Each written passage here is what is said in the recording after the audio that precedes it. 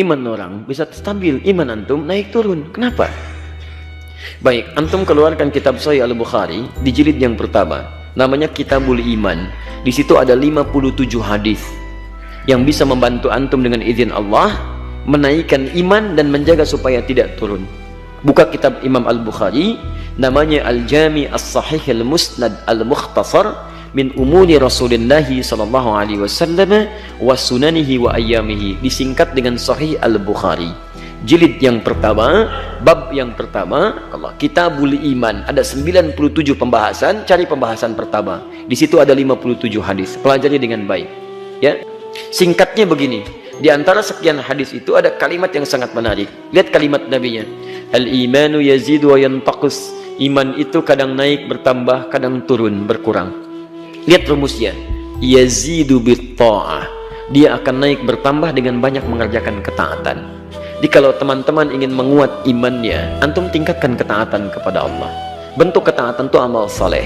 Orang lain salat fardu, antum tambah salat sunnah.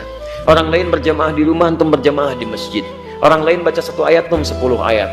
Orang lain 10 ayat, antum 1 juz. Orang lain sedekah 1000, antum 100.000. Macam-macam, kumpulkan. Nanti akan terjadi suasana kenikmatan iman. Dulu, maaf, ketinggalan salat fardu, perasaan biasa. Sekarang tertinggal sholat sunnah, Anda bisa gelisah. Subuh 4.30, antum bangun jam 4:25, bisa nangis antum. Astagfirullah ya Allah, astagfirullah. Padahal adzan subuh aja belum. Kenapa Pak? Ketinggalan tahajud mah. Ya sudah, besok jangan begitu lagi Pak ya. Insya Allah besok pasang aja alarm kita sama-sama. Ya udah mah, pasang dari jam berapa? Jam 2. Masya Allah, jam 2 tuh. Padahal pengen bangunnya jam 3 misalnya. Bisa dipasang. Bahkan 3 kali seperti kalian kita bahas kan, jam 2:15, 2:30, 2:45. 2:15 matikan alarm untuk yang kedua, 2:12 matikan lagi, yang ketiga baru merenung, jam 3 bangun, alhamdulillah, siap-siap. Paham ya? Wa yantaqisu bil ma'siyah, dan akan menurun dengan mengerjakan maksiat. Jadi kalau seseorang berbuat maksiat, sadar atau tidak sadar, maaf ya, itu akan mengurangi motivasi imannya, sekaligus akan menurunkan amal solehnya. Jadi kalau Anda sedang menurun amal solehnya, dulu ke masjid, sekarang jarang ke masjid. Maaf ya, dulu tahajud, sekarang jarang tahajud. Coba cek, mungkin ada maksiat yang pernah Anda kerjakan. Urusannya nggak jauh dari urusan dunia. Nggak jauh dari urusan dunia. Biasanya kalau sudah semakin lekat dengan dunia, itu akhiratnya semakin berkurang. Kalau mau bagus, jadikan dunia untuk kepentingan akhirat. Insya Allah akan berkahi kehidupan kita. Ingat ya, ingat ini. Anda mengejar sholat, tidak akan mengurangi rezeki Anda. Rizki kita itu sudah diatur.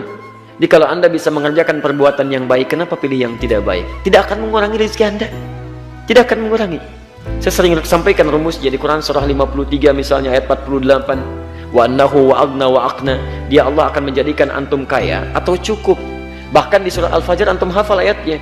Wa ammal insanu idza mabtalahu rabbuhu fa akramahu wa na'amahu fa yaqulu rabbi akraman. Wa amma idza mabtalahu faqadara alaihi rizqahu fa yaqulu rabbi hanan.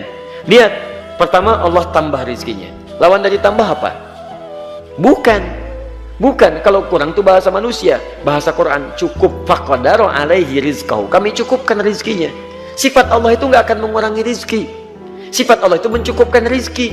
Yang menjadikan kurang itu antum yang tidak pernah merasa cukup dengan rizki yang Allah berikan. Kenapa tidak merasa cukup? Karena kurang dekat dengan Allah, banyak maksiatnya, banyak dunianya. Itu yang menjadikan nggak pernah cukup. Kalau antum selalu merasa cukup, akan dibantu oleh Allah, nyaman hidupnya. Makanya pada yang pertama Rabbnya disebutkan, karena ketika Allah menambah itu sifat Allah. Tapi ketika dicukupkan, Allah tidak cantumkan kalimat Rabbnya. Wa amma idza mabtalahu faqadara alaihi, kalimat Rabbnya dibuang. Kenapa dibuang? Karena sifat Allah berkeinginan selalu menambah. Kalaupun kurang, itu perasaan antum. Karena Allah tidak pernah mengurangi rezeki seorang hamba. Makanya jangan sampai Anda menyebut, ya Allah kenapa engkau kurangi rezeki saya? Bukan saya yang kurangi, kamu yang gak pernah merasa cukup. Paham? Jadi sebetulnya kalau kita merasa cukup, enak Pak, dibantu oleh Allah, hidupnya ringan. Mau berangkat, gak punya mobil, biasa aja, tunjuk begini, mobil berhenti. Masya Allah, ringan ya, ringan.